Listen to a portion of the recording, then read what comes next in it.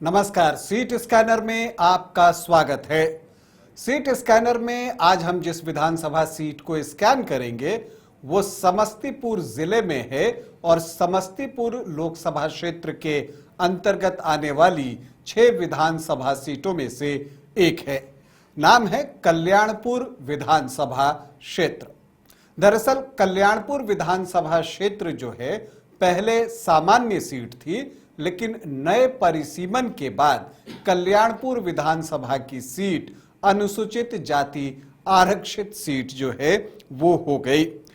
कल्याणपुर में पहला चुनाव जो हुआ था वो 1967 में हुआ था और तब ब्रह्मदेव नारायण सिंह संयुक्त सोशलिस्ट पार्टी के उम्मीदवार के तौर पर यहां से चुनाव जीतने में सफल रहे थे। कल्याणपुर में जो सोशलिस्ट विचारधारा की पार्टियां रही हैं उनको ज्यादा कामयाबी मिली है, या यूं कह लीजिए कि सोशलिस्ट विचारधारा यहां प्रवाहित होते रही हैं। अगर आप देखें तो कुल जो यहां 16 चुनाव हुए हैं उसमें जेडीयू सबसे सफल पार्टी है जिसे 5 बार कामयाबी मिली है, तो कांग्रेस यहां से 3 बार जीत हासिल करने में सफल रही।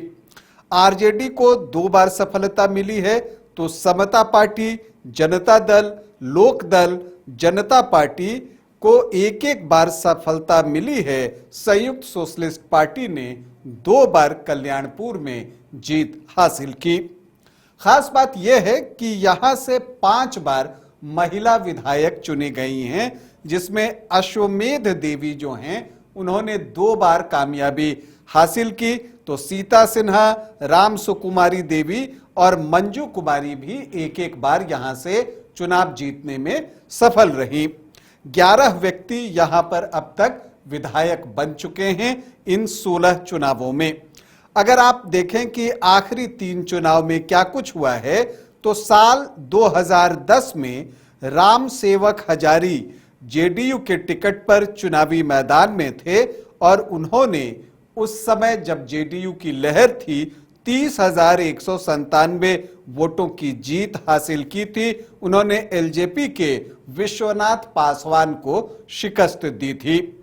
इसके बाद उनकी मृत्यु हुई और फिर यहां पर बाई इलेक्शन हुआ 2013 में। मंजू कुमारी चुनावी मैदान में उतरी जेडीयू के टिकट पर और उन्होंने जो है यहां पर कामयाबी हासिल की। उन्होंने भी एलजेपी की रेखा देवी को शिकस्त दी। कांग्रेस प्रत्याशी भी उस वक्त यहां चुनावी मैदान में थी।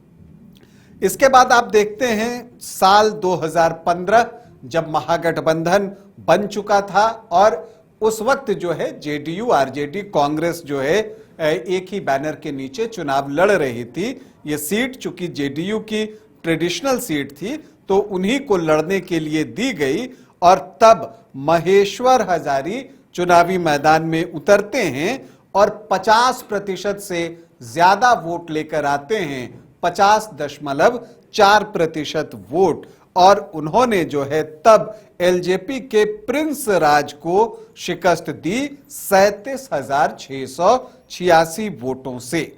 इसके बाद 2020 आता है, परिस्थितियां बदली तो जेडीयू की वापसी हो गई एनडीए में और इन सब के बीच भाकपा माले को यह सीट महागठबंधन में दी जाती है लड़ने के लिए।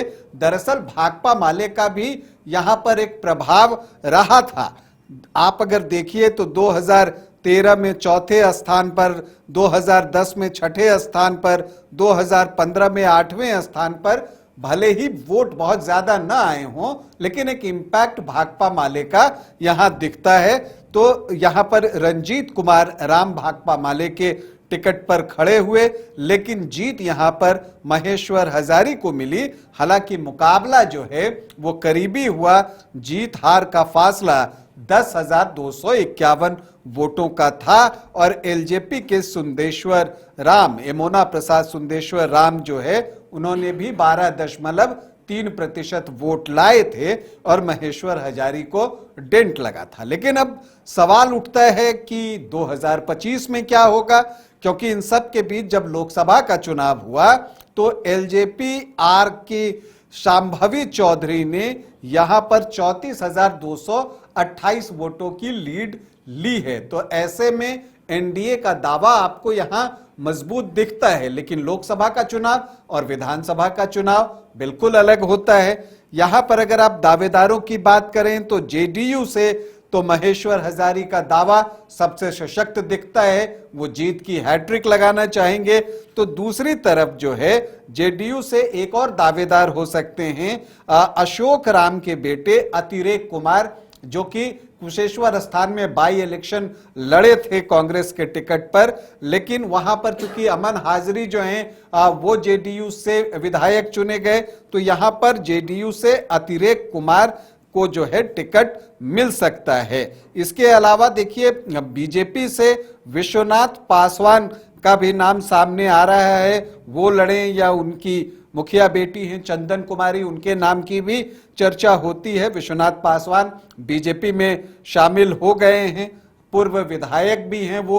तो ऐसे में अगर ये सीट बीजेपी को जाती है तो एक दावेदार ये हो सकते हैं। इन सब के बीच जनसुराज भी कुछ नामों की चर्चा वहां पर भी चल रही है, जिसमें राम बालक पासवान का नाम भी सामने आता है, सुंदेश्वर राम का नाम सामने आता है। लेकिन ये कहां से चुनाव लड़ेंगे अभी बहुत कंफर्म जो है वो नहीं है। लेकिन अगर आप देखिए कि कल्याणपुर से महागठबंधन से कौन, तो भाकपा माले से रंजीत कुमार राम का नाम तो सामने आ ही रहा है, लेकिन यहां पर 2015 में प्रिंस राज भी चुनाव लड़ चुके हैं।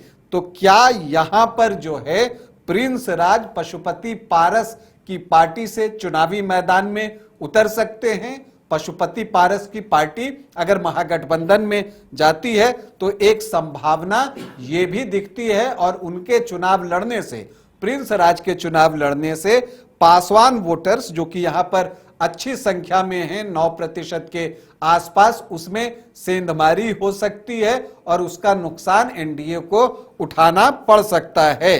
तो देखना है कि कौन से प्रत्याशी यहां पर बनते हैं। लेकिन एक बात और भी है कि लोकसभा चुनाव में जो एलजेपीआर है उसको यहां से लीड मिली है, तो ऐसे में एलजेपीआर भी चाहेगी कि ये सीट उसको एनडीए से लड़ने के लिए दी जाए। लेकिन समझिए कि यह मुकाबला कितना दिलचस्प हो जाएगा कि एलजेपीआर मतलब चिराग पासवान की पार्टी और पशुपति पारस की पार्टी आमने सामने हो जाए कल्याणपुर में, तो मुकाबला कितना दिलचस्प हो सकता है।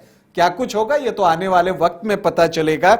लेकिन यहाँ के जातीय समीकरण को हम समझें, जो कि एक अनुमान पर आधारित है। अनुसूचित जाति के वोटर्स लगभग 21% हैं, मुस्लिम 10.6%, यादव 11 से 12% हैं। तो जो एमवाई है वो 21.5 से 22% के आसपास है, राजपूत 4 से 4.5%, भूमियार वोटर्स की संख्या यहाँ बहुत अच्छी है, 11 से 11.5%, ब्राह्मण भी 3 से 4% हैं। तो सामान्य जाति के वोटर्स जो हैं वो 18 से 20% हैं। कोयरी, कुर्मी और धानुक को अगर आप जोड़ लीजिए तो 12 से 14% ये आंकड़ा भी पहुंचता है, और वैश्य 8 से 9% है, और सहनी वोटर्स की संख्या भी यहां अच्छी है, 7 से 8%।